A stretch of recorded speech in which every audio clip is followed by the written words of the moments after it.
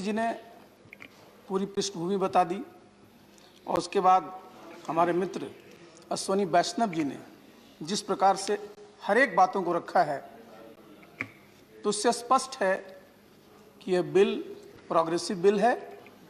इससे देश में माइन सेक्टर में इन्वेस्टमेंट आएगा, लोगों को रोजगार मिलेगा और निश्चित रूप से जीडीपी में जो कंट्रीब्यूशन है माइनिंग सेक्टर का वो बढ़ेगा। इसलिए बहुत ही अच्छा बिल है। बाकी बातों की चर्चा हो चुकी, लेकिन एक बात जिसकी चर्चा किया आदरणीय दिग्विजय सिंह ने डीएमएफ के बारे में और खास करके डिस्ट्रिक्ट कलेक्टर के बारे में उन्होंने बोला। इस सदन में कुछ डिस्ट्रिक्ट कलेक्टर बैठे हुए अभी भी हैं, रहे हैं। हाँ। अब आइए उस पर जरा सा मैं बता दूं, आप स्वयं भी रहे, इस चीज को समझना बहुत जरूरी है। अश्विनी जी भी डिस्ट्रिक्ट कलेक्टर रहे कि आप जरा समझिए कि आपको लगता है कि साहब डिस्ट्रिक्ट कलेक्टर को बनाएगा कौन, अपॉइंट कौन करेगा? क्या यहाँ से डीओपीटी वाले करेंगे? ये तो राज्य सरकार ही बनाएगी, दूसरा कोई नहीं बनाएगा। अब आप आइए, वहां होता है कि साहब केंद्र का इंटरफेरेंस होगा।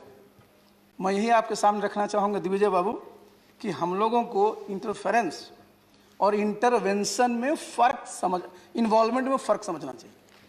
किसी भी बॉडी का, जो भी बॉडी है, उसमें जितने लोगों को लाएंगे, जितने भी डोमेन नॉलेज वाले को लाएंगे, एक्सपर्ट लोगों को लाएंगे, तो उनका इन्वॉल्वमेंट होता है उसमें और निश्चित रूप से बेहतर इनपुट आता है और निर्णय लेने में सहूलियत होती है। और वो हो गया इन्वॉल्वमेंट, तो वो इन्वॉल्व कर रहे हैं, वो इंटरफेरेंस नहीं है, बल्कि आप उसमें और कंट्रीब्यूट कर रहे हैं। तो अगर लोग आएंगे जिनके पास डोमेन नॉलेज होगा, एक्सपर्ट होंगे, तो डिसीजन लेने में और सहूलियत होगी। इसलिए उससे परेशान नहीं होना चाहिए। और एक बात आपने कही कि भाई कमीशन का भी मामला होता है, कमीशन की भी बात आपने बोली, तो देखिए सारे कलेक्टर वैसे नहीं होते और ये राज्य सरकार पर निर्भर करता है कि उनका कलेक्टर इधर उधर करता है तो काहे के लिए है वो?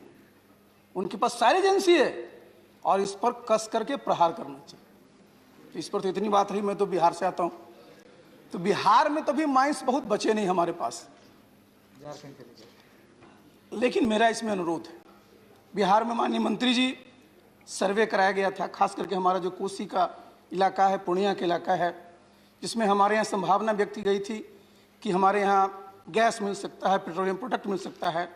बहुत सर्वे चला है, हम लोग को पता नहीं लग पा रहा है कि हुआ क्या। इसके अलावा गोल्ड के बारे में भी वहाँ सर्वे हुआ था और भी माइंस के बारे में सर्वे हुआ था। तो मैं चाहूँगा कि ज़रा इस पर आप विचार कर लेंगे। इसे बिहार में भी अगर माइंस मिल जाएंगे तो निश्चित रूप से बिहार को भी लगेगा कि मेरे पास ये संपत्ति है।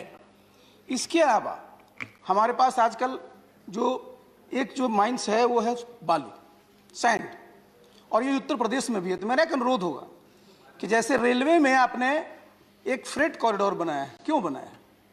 जिससे कि हमारा जो मेन जो सेक्शन है, जो पैसेंजर ट्रैफिक है, वो अफेक्ट नहीं हो और उसकी इफिशियंसी बढ़े।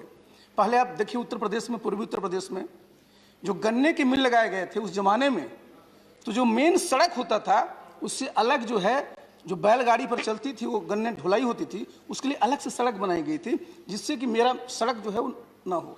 आज अगर आप चले जाइए बिहार उत्तर प्रदेश के बॉर्डर पर, अगर आप जाइएगा देखिएगा इतने ट्रक्स वहाँ रहते हैं और बहुत ज़्यादा उससे प्रदूषण भी होता है और सारा का सारा प्रभावित भी होता है। तो मेरा अनुरोध होगा कि इस पर भी सोचना चाहिए कि रोड में भी अलग से इस प्रकार की जो ढुलाई होती है उसके लिए अलग से एक आपको सड़क बनानी चाहिए, जिससे कि मेन पूरा का पूरा जो थॉरोफेयर है वो डिस्टर्ब ना हो और साथ ही जो पूरा का पूरा हमारा जो इन्वायरमेंट है वो क्लियर रहे।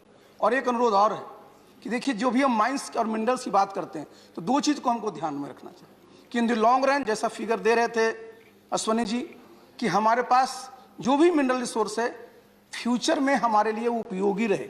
ऐसा ना हो कि पता चले कि हम सब अभी बेच दें और आगे हम उसमें पीछे पड़ जाएं। और दूसरा, चूंकि ये खास करके जो जहां पर हमारा जो इन्वायरमेंट की बात है उसका भी ध्यान रखना बहुत जरूरी है। इसके साथ मैं इस बिल का समर्थन करता हूं। बहुत बहुत धन्यवाद आरसीपी सिंह जी।